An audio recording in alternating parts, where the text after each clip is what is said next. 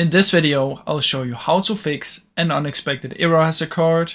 Roblox needs to quit. Now the way that we can do this is first we want to search for Roblox down here, right click on it and open file location. In here you're going to do the exact same, right click, open file location. Now in here, once you have found Roblox player beta, what you want to do is right click on it, properties, compatibility, and activate run this program as an administrator. Once you've activated that, you also want to disable full screen optimizations. So check both of these, press apply and OK, and try and launch the game. If the error occurs again, come back in here and uncheck this one and apply an OK. Now, once you've done that, what we can do is we want to open up our Discord. Come down here to user settings, scroll down until you find the game overlay and make sure you turn this off.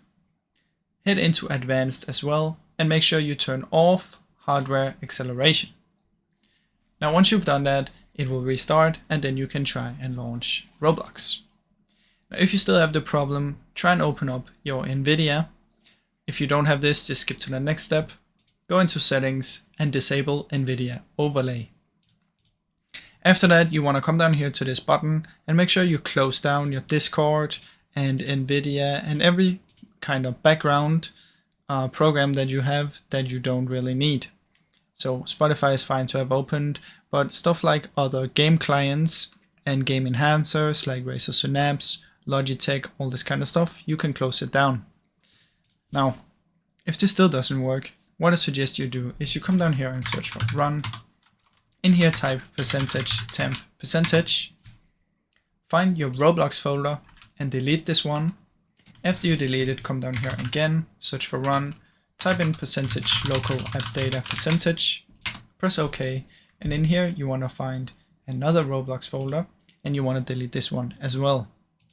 Once you've done that, come down here, search for your apps and features, search for Roblox, uninstall both of these, and then head over to either the website and reinstall Roblox, or if there's still the issue after that, you should try and install it from another place.